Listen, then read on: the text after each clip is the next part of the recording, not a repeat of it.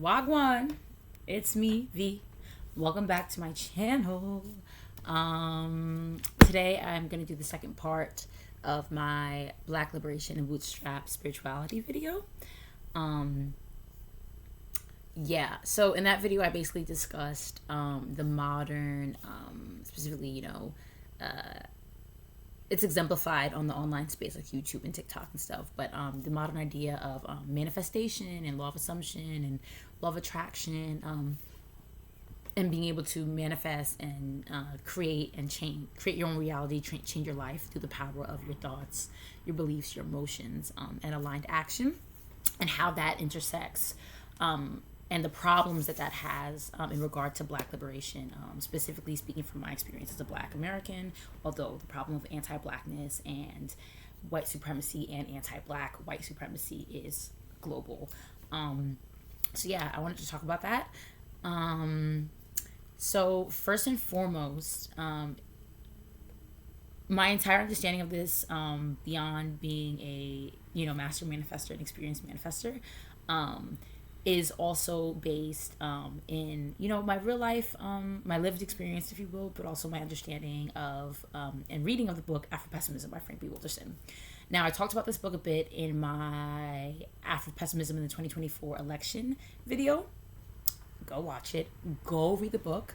All non-Black people should read it, because I don't think it's healthy, appropriate, or reasonable to expect non-Black folks to understand the depth and the true impact of what anti-Blackness looks like, whether or not you consider yourself an ally, which if Malcolm X didn't tell you you're an ally, I don't want to hear it. I'm keeping a buck with you, but anyways.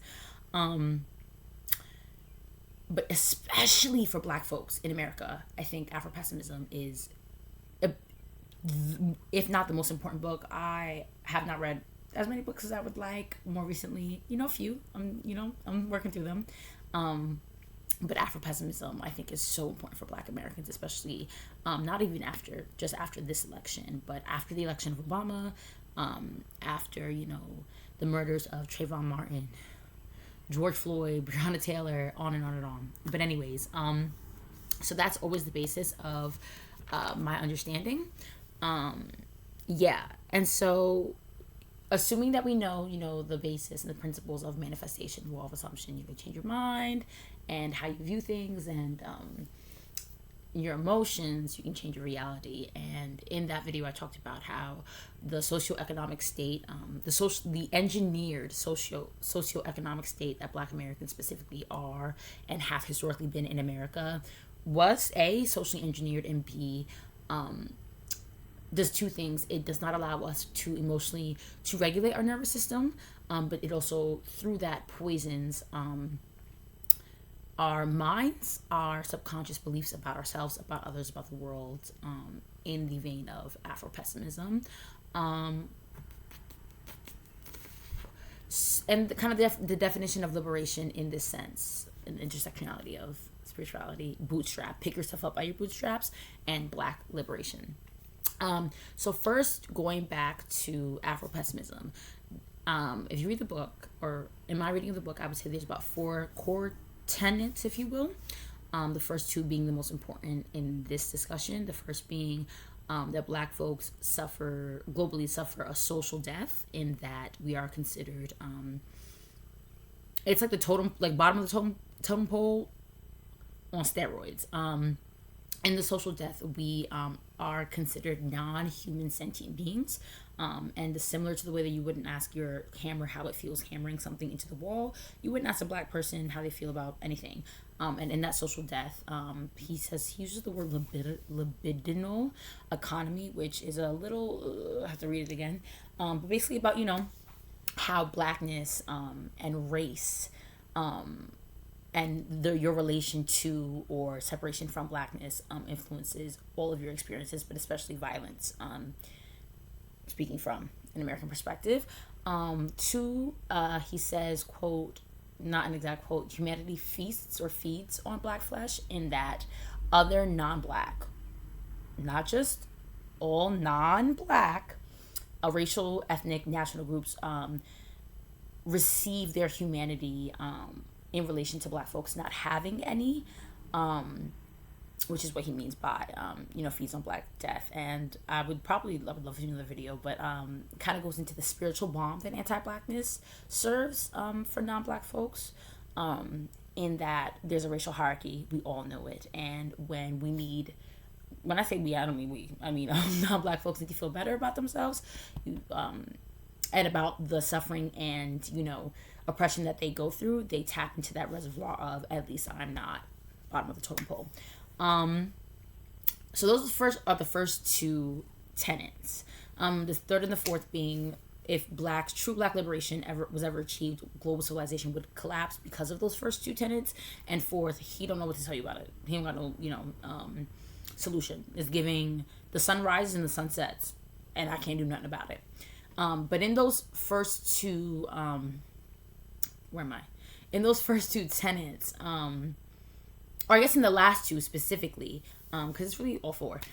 In the last two, the idea of, if true black liberation was ever achieved, global civilization would collapse. Do I disagree with that? But I want to focus on this word liberation, right? Liberation, the definition of liberation essentially means freedom, but also self-determination, and the whole idea of, right, manifesting, and that realm of spirituality. Neville Goddard, who was, I believe, taught by an Arabic man. He might have been Black. I wouldn't be surprised. But self-determination, that's the point of manifestation, right? Is that you want something for yourself, whether that's given to you from God, the Most High, your higher self, whatever higher power, your higher mind, whatever. But you want something for yourself, and through your, como se dice, refining and controlling and fine-tuning, your nervous system, how you think, and your emotions and what you do, you're able to achieve those desires, and thus that self-determination.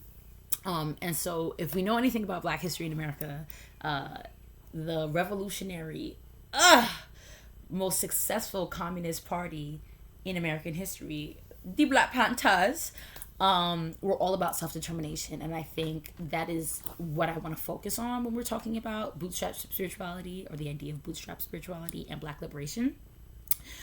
Because in those first two tenets of afro-pessimism, right, Black people are not humans, social death, humanity feasts on it. Specifically the first, you have this idea in relation to bootstrap spirituality of our subconscious minds, our subconscious beliefs about ourselves as Black folks, currently, historically, in the future, how the world views and understands Black folks, and our nervous systems, and how that, is affected or affects our ability to determine. Because whether, again, we all know there's a racial hierarchy, we all know who's at the bottom, and whether or not you have the language for it, which is why I recommend all Black people read AfroPessimism, you still know, right? And so with this idea, right, of rewiring your nervous system and reformatting your subconscious beliefs, I think of a systematic revision of not only yourself in relation to yourself and relation to the world, but also the system at large. Yes. That reminds me of that vine. Anyways. And in that, I wanted to bring up a Cat Williams and a Mark Lamont Hill clip that was in a Black Christian TikTokers. I don't know his name. If you do, please leave it in the comments. Who's basically talking about decolonizing his spirituality, and how our oppressors, Black folks oppressors, have always known who we are, and are jealous, Before I get into that, though, I really want to talk about, to get into that, I think it's important for me to mention this idea that a Jewish person introduced me to, which is a Hebrew translation that I'm not too sure about because I don't speak or write Hebrew. But basically is about your spirit leading your mind, and your spirit-led mind leading your body, versus your body leading your mind, leading your spirit, right? And so over here, that translation of your body leading your mind, leading your spirit, is destruction in Hebrew. This is where Black folks historically and contemporarily have been, right, in mass, which is our bodies are stuck in survival mode. We live in poor neighborhoods, the ghetto, which is a place. And remember that? You remember that Holocaust? Anyways, our bodies are stuck in survival mode, right? What are we going to eat? where are we gonna go? How am I gonna pay my bills? Outside there's violence, and either from, gangs in my community or Oklahoma City, say the cop, whatever the case may be. There's a survival mode which affects your mind. That's body, mind. Now you have a lack of mentality, right? Now you have scarcity. Now I'm not good enough, or more so, there's not enough, right? Everything is scarce. But then when we bring in AfroPessimism, I am suffering because I am Black, right? This understanding we have / belief and a collective belief. We talk about the collective unconscious or consciousness often in the manifesting community, right? The collective belief and understanding that Black people are XYZ, and that is why we suffer in these ways, right? Physically, economically, socially, etc. Then your spirit, hey, listen, if shit sucks, shit sucks. And it's okay for shit to suck. And by okay, I mean it's okay for you to feel and acknowledge and say, this shit sucks. I've been finding lately, actually, and one of the practices that I've been embodying really, really fast, as a Black woman, is to let myself be angry and furious and express that, but also to be authentic, which is the highest vibration. This shit sucks. I'm tired. And sometimes shit comes to me then. But anyways, so that's that, right? Then you have spirit leads your mind, spirit-led mind leads your body. And that is where I want to bring up Cat Williams and Mark Lamont Hill. In this video where this creator was talking about, decolonizing his spirituality, the two clips was one of Mark Lamont Hill, who, like wine, was talking to a congregation and basically said, our oppressors, Black folks, your oppressors know who you are. They have never forgotten. We are stupid, but you pass laws that making sure that we can't read. We're uncivilized, but we raise your kids. We're dirty, but we're cleaning your house, right? So it's a lie, right? Like, and you know who we are, but you're trying to gaslight and twist and make us believe something about us that we're about ourselves that we're not, while in practice you're proving that you don't believe that, for real. And in that, the Cat Williams was a perfect pair of these two videos. In the Cat Williams video, he basically said the liar knows what the lie is, and the liar will point over here, this is the lie, but they'll look at the truth and be like, right? And that the liar knows what the lie is, right? And in that, the envy that I would say non-Black folks as a whole feel towards Black people, in our resilience and our ability to transform, right? The transformative spirit, right? We all know Black people, we got a lot of soul, right? We got a lot of soul. We are masters of turning pain into pleasure or joy, right? Of making something out of nothing, right? Which is half the beauty of being a low income and living in the ghetto, child. Because I'm going to get it somehow. You understand? You don't got to give me nothing. I'm going to make it happen, right? But in that transformative spirit that no matter how many times you knock us down, we're going to get back up and we're going to get better.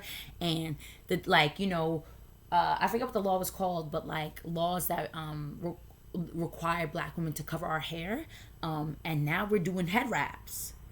And the head wraps are elaborate and fly. And then how many years down the line now, non-Black women want to do wearing head wraps and scarves. But anyways, that's the basis. Where I'm going to leave y'all, because I'm almost out of time, is an encouragement in this to not, an encouragement to systematically revise this belief through critical thinking, which for me means questioning who, what, when, where, and why. Everything. So who told us that this was true about ourselves? Who told them? Why are we being told through the media, through politics, right? Through song, through popular culture, through the status quo? Why are we being told this and led to believe this about ourselves? Why do we believe it? What aspects about you as a Black, I'm talking about Black folks here. What aspects about you, and what aspects about yourself do you believe are informed directly by your oppressors? For non-Black folks, what aspects about your perception and belief about Black folks is directly, and like get deep, really, like what is it that you believe about Black folks that you know, or that you can examine, right, come from our oppressors? And also, what systems benefit from us believing these things about ourselves and other Black folks and the world and what we are capable of and what we deserve, that we must suffer, right? Who does this serve and why, right? Damn, that was a fast 15 minutes. But yeah, that's kind of, I guess, my gift, what I'm leaving y'all with. But yeah, those are my thoughts. Probably gonna be part 3 because, oh my God, I can go on forever and ever. But yeah, thank you. Bye.